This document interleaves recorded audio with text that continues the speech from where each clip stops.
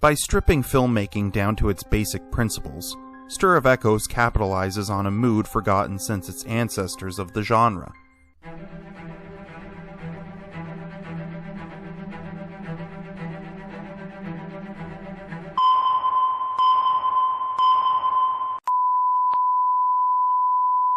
I'm not a big fan of horror films, not because I don't like being scared, but because I'm tired of the tropes. I'm tired of the jump scares. I'm tired of people in mirrors. I'm tired of things happening exclusively to teens. I'm tired of it all. I swear to God, if you start with the Dionne Warwick stuff, I'm gonna throw you right out a fucking window. And although Stir of Echoes has some of that, it doesn't rely solely on them, like more modern horror films. Now, some of those may fall into the slasher category, whereas Stir of Echoes could arguably be considered a thriller. Fair enough. Yet the horror films of both yesteryear and today, which I like, are those which set a mood. They are less about scaring you and more about making you feel uneasy. That uncertainty can be executed in various ways, but the best ones seem to be those which take their time and draw things out. Rather than go big, films like Stir of Echoes revel in the minimalistic. There's no big camera work, no grandiose score, just the bare bones of filmmaking. It's this approach which feels more eerie, more personal, more effective. And perhaps that's because it feels more grounded in reality. It feels more truthful, and by taking this approach it creeps us out even more. This combination of drawn-out suspense, minimalistic filmmaking, and a lack of reliance on tropes reads more like a filmmaker with passion than a cheap marketer. That has always been my issue with the genre. It lacks creativity. Often it feels as if filmmakers are trying to pump out a template. A low-budget film with inexpensive, unknown teen actors who will hopefully deliver us a movie that spawns a franchise. Thankfully, Stir of Echoes doesn't feel that way. It feels like art. With its minimalistic approach, Stir of Echoes dials the creepiness to 11 by playing against our expectations. Rarely do we see flashy crane shots or any camera work that isn't rudimentary. The same can be said for James Newton Howard's haunting, low-key score. I just don't feel so good right now.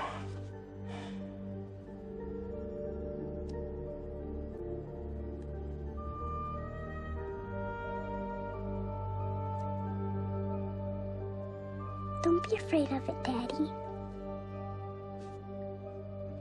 That isn't a jab at the film or filmmakers, in fact, quite the opposite.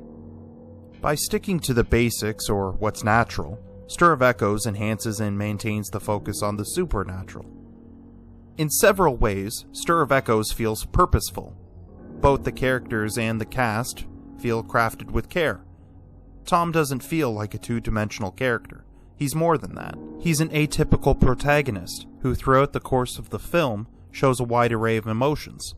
This is outlined in the script, but if it weren't for such a good character actor like Kevin Bacon, it wouldn't feel fleshed out. A prime example of this is just how much he simply does with just his face, and no words. His eyes say it all. And for a film like Stir of Echoes, this is exactly what is called for. Through his eyes alone, we get the picture and exchange his emotions with what we assume we'd feel in the moment. Bacon makes it easy to convey, even though most of us have never encountered a ghost. That's just the work of a good actor. Yet let's not forget the work of a good writer. David Koepp, who also directed Stir of Echoes, did a superb job adapting Richard Matheson's book. Granted, there's vast differences between the two, but Koepp's version respects the audience by elevating the genre with character development. It would be easy to write a thriller horror in which nothing of any of the characters are explored, and while very little is explored beyond our lead, admittedly, for a movie slightly over an hour and a half, Stir of Echoes defies the genre by giving us something. The best example of this can be found in the regret of Tom's past not lived. When we first got together, I said a lot of stuff about where I was going to go and what I was going to be in it. And I just wanted you to know that I wasn't giving you some kind of line, that I meant it. This longing for a sacrificed life is brought up a couple of times, and considering this isn't a drama, we don't dwell on this detail for too long. However, the movie brilliantly peppers this in to drive the character's evolution, or in this case, de-evolution, home. By deviating from his settled life into his unstable one, Tom is ensuring he doesn't make the same mistake twice. Venturing deeper down the rabbit hole, Tom isn't given much choice being haunted by a ghost. However, being perceived as a choice by his wife Maggie, Tom's choice of a life lived is in jeopardy once again. And this is where the character's development influences the narrative, and things come to a head. Like Stir of Echoes, this video is going to be shorter than I'd like, and although I haven't mentioned or gone more in depth on some of the things I also like about this film, i.e. the enjoyable supporting cast and their astounding performances, I don't want to talk about this because it scares Mommy. I want to leave you with the paramount reason why I chose this movie for this channel. Stir of Echoes is audacious with its mix of elements. Within just one film, we have hypnotisms, premonitions, and a ghost. While that's a bit for one film, you could also throw in family drama, and yet somehow it still manages to flow smoothly. Stir of Echoes is potent for what it is. I cannot speak to why this movie wasn't more well received. My only guess is that it rides the line between horror and thriller. It doesn't have enough of the horror elements to exclusively be horror, and yet it's a little more eerie at times to be just a thriller.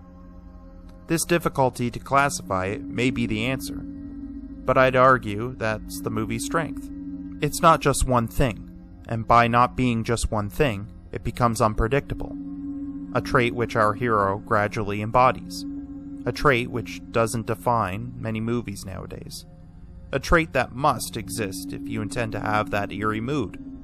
So if you're yearning for a film that invokes that eerie mood and isn't so predictable, then perhaps Stir of Echoes is right for you.